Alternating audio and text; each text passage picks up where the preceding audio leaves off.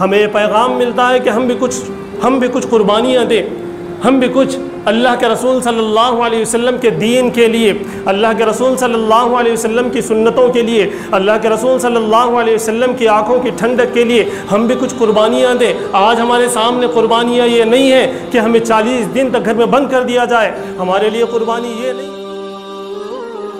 18 ذی الحجہ کو حضرت عثمان غنی رضی اللہ تعالیٰ عنہ کی بھی شہادت ہے، جس کو عام طور سے بھلایا جاتا ہے۔ تو آج کے خطاب میں انشاءاللہ حضرت عثمان غنی رضی اللہ تعالیٰ عنہ کی شہادت کا تذکرہ ہوگا، اور اس شہادت سے جو پیغام ہمیں ملتا ہے انشاءاللہ اس کو بھی ذکر کرنے کی ہم کوشش کریں گے۔ یوں تو آپ جانتے ہیں کہ صحابہ اکرام کا ایک مقام ہے، ایک درجہ ہے، ایک مرتبہ ہے۔ اللہ کے رسول صلی اللہ علیہ وسلم نے ارشاد فرمایا تھا، ما انا علیہ و اصحابہ، جو میرے اور میرے صحابہ کے راستے پر ہوگا وہ نجات پر ہوگا، اس کے لیے بخششیں ہوں گی، اس کے لیے سفارشیں ہوں گی، اس کے لیے جنت ہے، اس کے لیے جہنم سے خلاصی ہے۔ یہ اللہ کے رسول صلی اللہ علیہ وسلم نے ارشاد فرمایا۔ خود اللہ رب العزت نے قرآن کریم میں ارشاد فرمایا، رضی اللہ عنہم ورضوا عنہ۔ اللہ کے رسول صلی اللہ علیہ وسلم کو گویا کہ گواہ بناتے ہوئے فرمایا گیا کہ یہ جو صحابہ ہیں آپ کے، یہ صحابہ مجھ سے راضی ہیں اور میں ان سے راضی ہوں۔ یہ اللہ کا یہ پروانہ ہے صحابہ اکرام کے لیے۔ اور بھی بہت ساری آیات ہیں، بہت ساری احادیث مبارکہ ہیں جن میں صحابہ اکرام کے ہر عمل کو اتھینٹک قرار دیا گیا ہے، ہر عمل کو، ان کے ہر قول کو امت کے لیے مشعل راہ بنانے کی ترغیب دی گئی ہے، اس کو اسکیل بنانے کی ضرورت ہے، ان کی زندگی کو ایمان کا پیمانہ بنانے کی ضرورت ہے، اور یہ حق ہے۔ یہ اللہ کے رسول صلی اللہ علیہ وسلم نے واضح طور پر اپنی زندگی میں ارشاد فرما دیا۔ میں زیادہ اس طرف جانا نہیں چاہتا کہ میرا ٹائم اس طرف نکل جائے۔ میں آپ کو یہ بتا دوں کہ اللہ کے رسول صلی اللہ علیہ وسلم کے بعد حضرت ابوبکر صدیق رضی اللہ تعالیٰ عنہ خلیفہ ہوئے، پھر حضرت ابوبکر صدیق کے بعد حضرت عمر رضی اللہ تعالیٰ عنہ خلیفہ ہوئے۔ جب حضرت عمر رضی اللہ تعالیٰ عنہ کو مارنے کی کوشش کی گئی، شہید کرنے کی کوشش کی گئی، اور آپ کی طبیعت بہت زیادہ خراب ہو گئی، تو اس وقت قوم کی اور امت کی اور صحابہ کے اصرار پر، صحابہ کے کہنے پر حضرت عمر رضی اللہ تعالیٰ عنہ نے 6 افراد کا نام دیا تھا، نامزد کیا تھا کہ ان میں سے کسی کو خلیفہ بنا لینا۔ اس میں حضرت علی رضی اللہ تعالیٰ عنہ بھی تھے، حضرت عثمان رضی اللہ تعالیٰ عنہ بھی تھے، حضرت عبد الرحمن ابن عوف رضی اللہ تعالیٰ عنہ بھی تھے، اور حضرت زبیر بھی تھے، حضرت زبیر بن العوام بھی تھے، اور 2 صحابہ تھے۔ ان 6 صحابہ کو حضرت عمر رضی اللہ تعالیٰ عنہ نے متعین کر دیا تھا کہ ان میں سے کسی کو خلیفہ بنانا۔ یہ میں اصل میں اس لیے بتانا چاہتا ہوں کہ یہ جو بات چلی حضرت عثمان رضی اللہ تعالیٰ عنہ کو شہید کرنے کی، وہ اس بہانے سے چلی کہ حضرت علی کو خلیفہ ہونا چاہیے تھا، حضرت عثمان کو نہیں ہونا چاہیے تھا رضی اللہ تعالیٰ عنہما۔ لیکن اس بات کو آپ واضح کر لیں، خود حضرت عمر رضی اللہ تعالیٰ عنہ نے جن 6 احباب کو متعین کیا تھا، ان میں سے 3 نے اپنے آپ کو پیچھے کر لیا۔ ان میں سے ایک نے حضرت علی کو ووٹ دیا اپنا، ایک نے حضرت عثمان کو دیا، اور ایک نے حضرت عبد الرحمن ابن عوف رضی اللہ تعالیٰ عنہ کو دیا۔ ان تینوں کو جب ووٹ ملا اور تینوں نے اپنے آپ کو پیچھے ہٹا لیا کہ ہم خلیفہ نہیں بنیں گے، ہم ان کو چاہتے ہیں کہ یہ بنے، پھر اس کے بعد حضرت عبد الرحمن ابن عوف رضی اللہ تعالیٰ عنہ نے سارے صحابہ کو جمع کیا ایک مسجد میں جمع کرنے کے بعد ان سے مشورہ کیا، ان سے رائے لی، اس کے بعد ایک تقریر کرنے کے بعد انہوں نے حضرت عثمان غنی رضی اللہ تعالیٰ عنہ کے ہاتھ پر بیعت کی۔ جیسے انہوں نے حضرت عثمان غنی رضی اللہ تعالیٰ عنہ کے ہاتھ پر بیعت کی اور خلیفہ مان لیا، فوراً حضرت علی رضی اللہ تعالیٰ عنہ نے حضرت عثمان رضی اللہ تعالیٰ عنہ کے ہاتھ پر بیعت کی اور ان کو خلیفہ مان لیا۔ جیسے ہی حضرت علی رضی اللہ تعالیٰ عنہ نے خلیفہ مان لیا، بیعت کی، تو سارے لوگ امڑ پڑے، سارے صحابہ اور سارے جتنے تابعین وہاں پر موجود تھے، سب لوگوں نے حضرت عثمان غنی رضی اللہ تعالیٰ عنہ کو اپنا خلیفہ مان لیا۔ اس کے بعد میرے دوستوں، حضرت عثمان رضی اللہ تعالیٰ عنہ حضرت ابو بکر صدیق رضی اللہ تعالیٰ عنہ کی شرافت کو دیکھ چکے تھے، ان کی نرمی کو دیکھ چکے تھے، ان کے نرم خو کو دیکھ چکے تھے، اس کو بھی انہوں نے عکس کیا تھا۔ حضرت عمر رضی اللہ تعالیٰ عنہ کا جو جلال تھا، جو خطرناک ان کا رویہ تھا، اس کو بھی انہوں نے دیکھا تھا۔ حضرت عثمان غنی رضی اللہ تعالیٰ عنہ نے دونوں چیزوں کو اکٹھا کیا اور امت کو سنبھالنے میں لگ گئے۔ حضرت عثمان غنی رضی اللہ تعالیٰ عنہ نے 12 سال حکومت کی۔ ان 12 سالوں میں سے بہت ساروں کا کہنا یہ ہے کہ 10 سال پر امن کے ساتھ گزرے۔ کچھ مورخ یہ لکھتے ہیں کہ 6 سال تک کسی طرح کی کوئی گڑبڑی نہیں ہوئی، کسی طرح کی بغاوت نہیں ہوئی، اس کے بعد بغاوت شروع ہونے لگی۔ میں آپ کو یہ بھی بتاتا چلوں، کوفہ، بصرہ اور مصر سے یہ بغاوتیں آنی شروع ہو گئیں۔ یہ جو بغاوت شروع ہوئی، حضرت عثمان غنی رضی اللہ تعالیٰ عنہ کو خلیفہ نہیں ہونا چاہیے، حضرت علی رضی اللہ تعالیٰ عنہ کو ہونا چاہیے۔ اصل میں یہودیوں نے یہ شوشہ نکالا، اصل میں منافقین نے شوشے کو نکالا، اور اس کا جو تانا بانا ہے، یہ تانا بانا اس کا مصر سے، کوفہ سے اور بصرہ سے مل رہا تھا۔ آپ رضی اللہ تعالیٰ عنہ، یعنی حضرت عثمان غنی رضی اللہ تعالیٰ عنہ کی جو شان تھی، جو شوکت تھی، ظاہر سی بات ہے اس سے بھی ان کو جلن ہونے لگی۔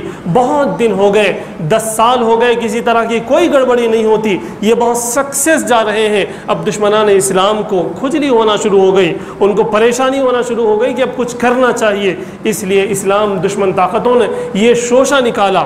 بہت سارے وہ مسلمان جو شریف تھے، جن کو لپڑپی معلوم نہیں تھی، جن کو ڈبل گیم معلوم نہیں تھا، وہ بھی ان بلوائیوں کے ساتھ مل گئے تھے۔ جانے انجانے میں وہ بھی سمجھتے تھے کہ حضرت عثمان کے بجائے حضرت علی رضی اللہ تعالیٰ عنہ کو خلیفہ ہونا چاہیے۔ دیکھتے ہی دیکھتے بعض لوگوں کا کہنا ہے کہ 900، بعض نے کہا کہ 1000، بعض نے اور بھی کچھ زیادہ تعداد کہا۔ یہ بلوائی آ گئے، یہ حکومت مخالف کرنے والے یہ آ گئے، مدینہ منورہ پہنچ کر جو ہے زبردستی کرنے لگے کہ اب آپ کو خلافت سے معزول ہونا ہی ہے، حضرت علی کو خلیفہ بنانا ہی ہے۔ لیکن حضرت عثمان غنی رضی اللہ تعالیٰ عنہ کے سامنے وہ احادیث مبارکہ تھے، جس میں اللہ کے رسول صلی اللہ علیہ وسلم نے حضرت عثمان غنی کو کہا تھا کہ تمہیں ایک قمیص پہنائی جائے گی، لوگ اسے اتارنا چاہیں گے لیکن تم اسے نہ اتارنا۔ اس کا مطلب وہ سمجھ چکے تھے۔ نبی پاک صلی اللہ علیہ وسلم نے انہیں اشارہ دیا تھا کہ تمہیں خلیفہ بنایا جائے گا اور لوگ تمہیں معزول کرنا چاہیں گے، لیکن تم اس سے معزول نہ ہونا، تم دستبردار نہ ہونا، یہ ان کو معلوم تھا۔ ایک اور حدیث مبارکہ میں آپ کو بتا دوں، یہ بھی حضرت عثمان غنی رضی اللہ تعالیٰ عنہ کے ذہن میں تھی۔ ایک پہاڑ پر آپ صلی اللہ علیہ وسلم اور حضرت ابو بکر صدیق اور حضرت عثمان اور حضرت عمر رضی اللہ تعالیٰ عنہم موجود تھے۔ وہ پہاڑ ہلنے لگا، شاید اس کے اندر کچھ لرزہ آ گیا یا پھر کسی وجہ سے وہ ہلنے لگا۔ آپ صلی اللہ علیہ وسلم نے اپنا قدم اس پر دے مارا اور مار کر اس سے کہا کہ اے پہاڑ، تو نہیں جانتا کہ تجھ پر ایک نبی ہے، ایک صدیق ہے اور 2 شہید یہاں ٹھہرے ہوئے ہیں، تو کیوں گڑبڑ کرتا ہے؟ وہ پہاڑ خاموش ہو گیا۔ تو یہ حدیث مبارکہ بھی نبی پاک صلی اللہ علیہ وسلم کا یہ ارشاد، یا آپ یوں کہہ لیجئے یہ پیشن گوئی بھی حضرت عثمان رضی اللہ تعالیٰ عنہ کے سامنے تھی۔ وہ جانتے تھے کہ ان کو شہید ہونا ہے، اور وہ جانتے تھے کہ وہ یہی وقت ہے کہ جب ان کو شہید کیا جائے گا۔ بلوائیوں کا کہنا یہ تھا یا تو آپ معزول ہو جائیں یا پھر آپ قتل کر دیے جائیں گے، آپ کو شہید کر دیا جائے گا۔ حضرت عثمان غنی رضی اللہ تعالیٰ عنہ نے کہا کہ اللہ کے رسول صلی اللہ علیہ وسلم کے حکم کے مطابق میں اس خلعت کو، میں اس لباس کو جو خلافت کا لباس ہے، میں اتارنا نہیں چاہتا، میں نہیں اتاروں گا۔ اس پر وہ مضر تھے۔ پھر دیکھتے ہی دیکھتے حضرت عثمان غنی رضی اللہ تعالیٰ عنہ کے گھر کو ان بلوائیوں نے، ان شریر لوگوں نے، ان اسلام دشمن لوگوں نے گھیر لیا۔ گھیر کر اب کہنے لگے کہ اب نہ اس میں کوئی جائے گا اور نہ اس گھر سے کوئی واپس آئے گا۔ مورخین نے لکھا ہے میرے دوستو، 40 دن کا یہ محاصرہ تھا۔ بعض لوگ اس کا انکار کرتے ہیں، لیکن اس سے ہمیں کوئی لینا دینا نہیں ہے، جتنے دن کا محاصرہ ہو، لیکن محاصرہ ہوا۔ حضرت عثمان غنی رضی اللہ تعالیٰ عنہ جو کہ وقت کے خلیفہ ہیں، سکسیس جا رہے ہیں، ان کے پاس ایسی فوج ہے کہ وہ فوج جہاں بھی جاتی ہے فتح کا جھنڈا گاڑ کر آتی ہے، لیکن ایسے خلیفہ کو محصور کر لیا گیا، ان کو انہی کے گھر کے اندر گھیر لیا گیا، نہ کوئی اندر جا سکتا ہے اور نہ کوئی باہر آ سکتا ہے۔ میں آپ کو بتا دوں، جن کے لیے وہ لوگ لڑ رہے تھے کہ حضرت علی رضی اللہ تعالیٰ عنہ، وہ خود حضرت عثمان غنی رضی اللہ تعالیٰ عنہ سے ملنے کے لیے گئے، لیکن ان بلوائیوں نے حضرت علی رضی اللہ تعالیٰ عنہ کو بھی اندر جانے نہ دیا۔ حضرت علی رضی اللہ تعالیٰ عنہ نے اپنی پگڑی بعض نے کہا کہ اندر کی طرف پھینک دی اور بعض نے کہا کہ کسی قاصد سے بھجوا دی کہ حضرت علی آنا تو چاہتے تھے لیکن ان بلوائیوں نے آنا نہیں چاہا۔ بعض نے لکھا کہ اس کا جو عمامہ تھا، جو پگڑی تھی، وہ کالے کلر کی تھی، اور قاصد سے کہا جاؤ یہ حضرت عثمان رضی اللہ تعالیٰ عنہ کو دے دو، باہر کیا حالات ہے، میں آنا چاہتا تھا لیکن یہ آنے نہ دیے، وہ سمجھ جائیں گے اس پگڑی کو دیکھ کر۔ بہرحال ان اللہ والوں کی بات تھی، وہ پگڑی پہنچ گئی، حضرت عثمان غنی رضی اللہ تعالیٰ عنہ سمجھ گئے کہ باہر بہت زیادہ معاملہ بگڑا ہوا ہے، آنے نہیں دیا جا رہا۔ اسی طرح اللہ کے رسول صلی اللہ علیہ وسلم کے گھر والے بھی اور اسی طرح بڑے بڑے صحابہ اکرام جو موجود تھے وہ حضرات بھی جانے کی انہوں نے کوشش کی لیکن بلوائیوں نے جانے نہیں دیا۔ ایک صحابیہ کے بارے میں آتا ہے، میں نام بھول رہا ہوں، وہ مشکیدہ لے کر پہنچنے ہی والے تھے کہ اس پر تیر مارا گیا اور پانی پورا جو ہے گر گیا۔ یعنی کہ حضرت عثمان غنی رضی اللہ تعالیٰ عنہ کو نہ کھانے کے لیے کچھ دیا جاتا، نہ پینے کے لیے کچھ پانی دیا جاتا، بلکہ ان کو محصور کر کے رکھ دیا گیا۔ ان کے پاس اصرار یہ تھا کہ یا تو وہ معزول ہو جائیں یا پھر انہیں قتل کر دیا جائے گا، شہید کر دیا جائے گا۔ حضرت عثمان غنی رضی اللہ تعالیٰ عنہ اپنے اسی بات پر تھے کہ ہم تو اس خلعت کو اتارنے والے نہیں ہیں، اس لیے کہ رسول پاک صلی اللہ علیہ وسلم نے کہا کہ ہمیں اتارنا نہیں ہے، خلافت سے وہ اتریں گے نہیں۔ اسی دوران حضرت ابوبکر صدیق، حضرت ابو ہریرہ رضی اللہ تعالیٰ عنہ، ایک اور صحابی پیچھے کے راستے سے یا پھر کہیں سے بھی پہنچنے میں کامیاب ہو گئے۔ حضرت عثمان غنی رضی اللہ تعالیٰ عنہ سے اپیل کی، گزارش کی کہ امیر المؤمنین آپ اجازت دیں، جن لوگوں نے دور دور جا کر، جن لوگوں نے دشمن کو مات دی ہے، جن لوگوں نے جھنڈے گاڑ دیے ہیں اسلام کے، وہ ابھی لشکر یہاں موجود ہے، وہ تیار ہے، وہ کہتے ہیں کہ اگر آپ کا اشارہ ہو، آپ کا حکم ہو تو ان بلوائیوں کو تہس نہس کر دیں، ان میں سے ایک بھی باقی نہیں ہوگا، ان میں سے سب کو ختم کر دیا جائے گا۔ حضرت عثمان غنی رضی اللہ تعالیٰ عنہ نے منع کیا اور یہ کہا، روایتوں میں یہ بات ہے کہ ابو ہریرہ اگر ایک کو بھی تم نے قتل کیا تو میں سمجھوں گا کہ پوری کائنات کو، پوری انسانیت کو تم نے ختم کر دیا، کیا تم چاہتے ہو کہ پوری کائنات کو، پوری انسانیت کو ختم کر دو؟ حضرت ابو ہریرہ وہاں سے مایوس لوٹے کہ اجازت نہیں ملتی۔ یہ بات بھی واضح رہے، حضرت عثمان غنی رضی اللہ تعالیٰ عنہ فل پاور میں تھے، اگر وہ اشارہ کرتے تو ان کی ہڈی پھسلی ایک کی جاتی، ان کو تحتیق کر دیا جاتا، ان کے تن سے سر جدا کر دیا جاتا۔ لیکن حضرت عثمان غنی رضی اللہ تعالیٰ عنہ کی ایک ہسٹری ہے، ایک ان کا انداز ہے، ایک ان کی حیات ہے کہ وہ نرم خو تھے، وہ بردبار تھے، وہ بہت زیادہ وہ رحم دل تھے۔ انہیں نہیں دیکھا جاتا کسی کو مارتے ہوئے، کسی کو پیٹتے ہوئے، وہ کسی پر آج تک انہوں نے کسی پر ہاتھ نہیں اٹھایا تھا، تو وہ نہیں چاہتے تھے کہ کسی پر تلوار چلے۔ تو یوں حضرت عثمان غنی رضی اللہ تعالیٰ عنہ نے منع کیا۔ بہت رسا کشی چلی، صحابہ اکرام سمجھاتے لیکن وہ کسی کو خاطر میں نہ لاتے۔ روایتوں میں یہ بات ہے، بڑے بڑے صحابہ اکرام کو ان لوگوں نے، بڑے بڑے صحابہ اکرام کی بے عزتی کی، ان کو نہیں مانا، ان سے سننا نہیں چاہا۔ بلوائی اصل میں ان کا مقصد یہ تھا کہ اس خلافت کو ختم کر دیا جائے، مسلمانوں کو ڈسٹرب کر دیا جائے، اسلام کی طاقت کو کمزور کیا جائے، یہ ان کا مدعا تھا۔ اس لیے وہ کیوں سنیں گے؟ صحابہ اکرام کی بھی وہ نہیں سن رہے تھے۔ یہ بات بھی واضح رہے کہ چونکہ حج کا موقع تھا، بہت سارے صحابہ جو کبار صحابہ میں سے تھے، جو صغار صحابہ میں سے تھے، جو صحابہ اکرام تھے، وہ حج کے لیے بھی جا چکے تھے۔ یہاں کچھ صحابہ اکرام تھے لیکن وہ بھی اجتماعی طور پہ کچھ کر نہیں پاتے تھے، اس لیے کہ حضرت عثمان غنی رضی اللہ تعالیٰ عنہ خود اس کی اجازت نہیں دیتے کہ کچھ کیا جائے۔ تو یہ صحابہ اکرام بھی اپنی جگہ مجبور تھے، لیکن بہرحال ایک ایسا ماحول مدینہ منورہ میں تھا کہ کیا بتائیں کہ جس کی کوئی حد نہیں۔ ایسی تاریخ جب پڑھی جاتی ہے، جب لکھی جاتی ہے تو بڑا افسوس ہوتا ہے کہ یہ کیا ہو رہا ہے۔ سامنے بھی مسلمان ہیں اور اپوزٹ میں بھی مسلمان ہیں، لیکن مسلمان بنے جو بیٹھے ہیں ان لوگوں نے ان کا جینا گویا کہ حرام کر دیا ہے۔ بہرحال کچھ ہی دن باقی تھے۔ حضرت عثمان غنی رضی اللہ تعالیٰ عنہ بھوک سے بے چین تھے، پیاس سے بے چین تھے۔ کچھ لوگوں نے یہ بھی بتایا، آس پڑوس کے جو لوگ تھے ان لوگوں نے چوری چپ کے حضرت عثمان غنی رضی اللہ تعالیٰ عنہ کو اور ان کی اہلیہ کو جو میسر ہوتا دے دیتے، اسی کو کھاتے، اسی کو پیتے اور اسی میں وہ اپنا گزر بسر کرتے۔ بعض لوگوں نے یہاں تک لکھا حضرت عثمان اور ان کی اہلیہ کی جو غذا تھی وہ قرآن کریم کی تلاوت تھی۔ روزانہ ان کے گھر سے قرآن کی تلاوت کی آواز آتی، قرآن کی تلاوت کی وجہ سے انہیں طاقت ملتی اور اسی سے وہ زندہ ہوتے۔ ایک دن بلکہ بار بار حضرت عثمان غنی رضی اللہ تعالیٰ عنہ اپنے چھت پر چڑھتے اور ان بلوائیوں کو جمع کرنے کی کوشش کرتے اور ان سے بات کرنے کی کوشش کرتے، لیکن وہ کچھ بات کرنے کے لیے تیار نہیں ہوتے۔ شہادت سے کچھ پہلے حضرت عثمان غنی رضی اللہ تعالیٰ عنہ اپنے چھت پر آ گئے، آ کر کہا کہ اے لوگوں سنو، کیا میں وہ عثمان نہیں ہوں جب مدینہ منورہ ہجرت کی گئی تو اس مسجد نبوی میں نمازیوں کے لیے جگہ کم ہو رہی تھی تو جگہ میں نے خریدی۔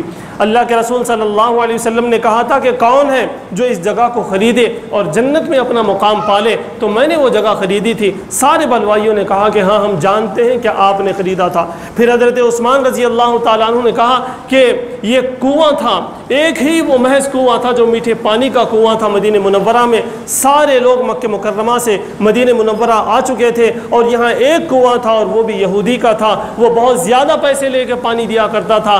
آپ صلی اللہ علیہ وسلم نے اعلان کیا تھا کہ کون ہے جو اس کنویں کو خریدے اور جنت کے کنویں کا مستحق ہو جائے، حقدار ہو جائے۔ تو اس وقت میں اٹھا اور 20,000 ریال میں 20,000 درہم میں نے وہ کنواں خریدا۔ کیا تم نہیں جانتے ہو اسی کنویں سے پانی سے مجھے روکتے ہو؟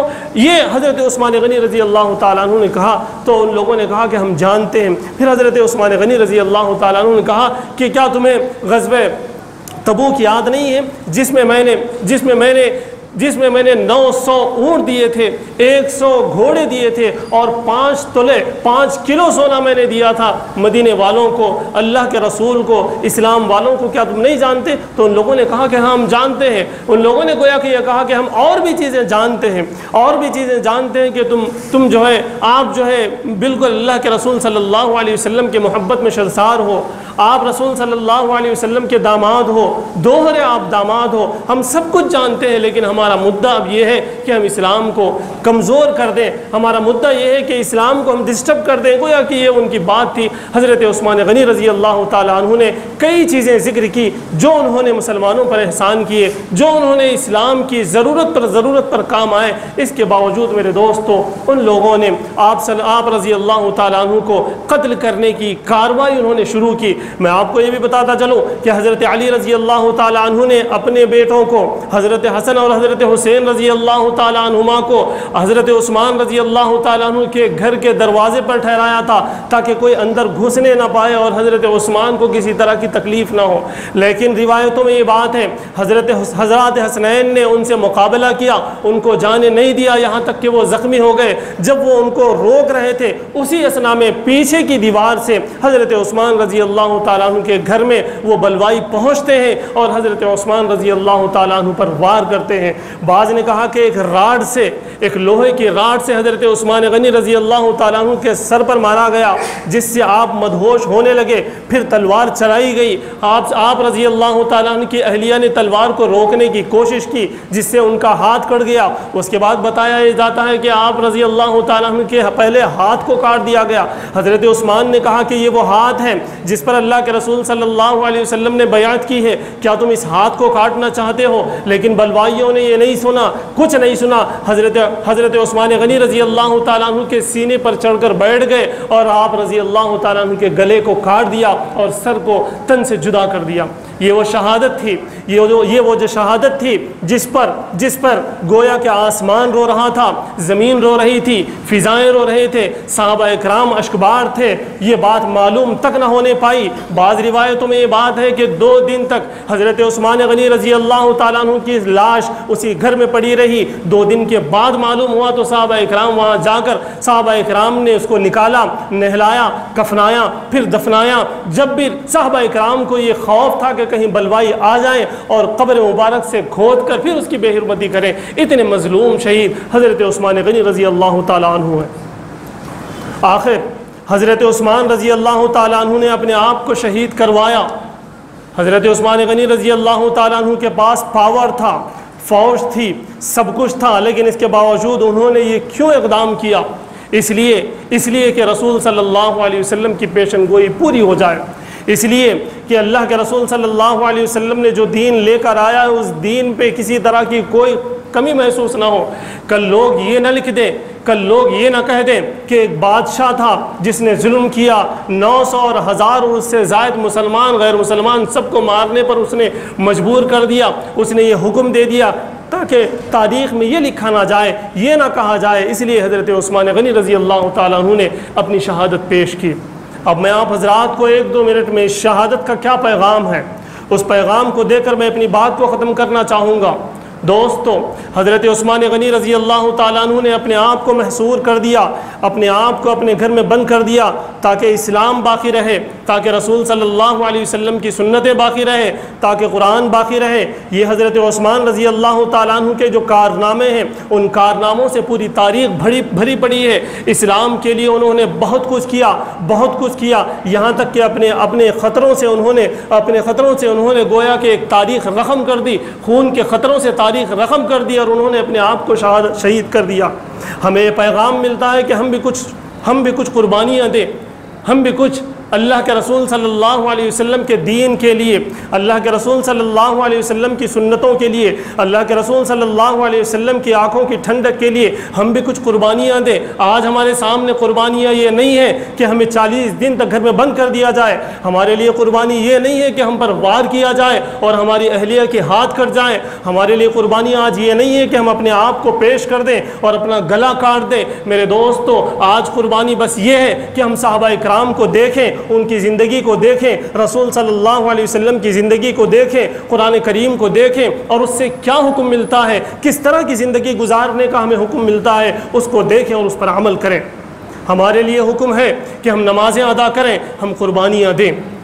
हमारे लिए हुक्म है कि हम बड़ों से बड़ी बात ना करें, हम कुर्बानी दें। हमारे लिए हुक्म है कि हम छोटों पर शफ़क़त करें, हम शफ़क़त करें और कुर्बानी दें। हमारे लिए हुक्म ये है कि हम दीनी माहौल पैदा करें। हमारे लिए ज़रूरी है कि गैर दीनी माहौल जो है उसको हम ख़त्म करें, हमारे घरों से ख़त्म करें, हमारी ज़िंदगियों से ख़त्म करें, हमारे ख़ानदानों से ख़त्म करें, हमारी बस्तियों से ख़त्म करें। आखिर हम देखें साहबा इकराम ने ये कुर्बानियाँ दी तो किस लिए दी? ताकि दीन बाकी रहे, दीन हम तक पहुँचे। जब दीन हम तक इस खतरनाक वे से हम तक पहुंचा है, सहाबा ने अपनी जानें दे दी हैं, सहाबा ने अपना खून बहा दिया है, सहाबा ने अपनी बीवियों को बेवा कर दिया है, अपने बच्चों को यतीम कर दिया है ताकि हम तक दीन पहुंचे। लेकिन मेरे दोस्तों, अब सवाल ये है कि हम उस दीन के साथ खिलवाड़ कर रहे हैं, हम उस दीन के साथ क्या कर रहे हैं? हमें चाहिए कि हर कदम पर हम सोचें, हमें चाहिए कि हर हरकत पर हम सोचें कि हम क्या कर रहे हैं। सहाबा को हम क्या जवाब देंगे जब उस्मान गनी रज़ी अल्लाह ताला अन्हु का हाथ होगा और हमारा दामन होगा? वो हमें पकड़ेंगे और पूछेंगे कि मैंने दीन के लिए अपनी कुर्बानी दे दी, मैंने दीन के लिए ताकत होते हुए किसी पर जुल्म नहीं किया, तुम क्यों जुल्म करते हो? तुम अपनी बहू पर क्यों जुल्म करते हो? तुम अपने बेटे पर क्यों जुल्म करते हो? तुम अपने नौकर पर क्यों जुल्म करते हो? अगर उस्मान गनी रज़ी अल्लाह ताला अन्हु ने ये पूछ लिया, मेरे दोस्त, तो मैं आपको बता दूं, आज हमारी बस्तियों में जो मस्जिदें हैं वो मजलूम हैं। आज हमारे घरों में जो कुरान है और मस्जिदों में जो कुरान है वो मजलूम है। मैं आपको बता दूं, इन पर जुल्म यूँ होता है कि मस्जिद को कोई आता नहीं नमाज के लिए, कुरान कोई उठाता नहीं उसे पढ़ने के लिए। मेरे दोस्तों, ये भी जुल्म है।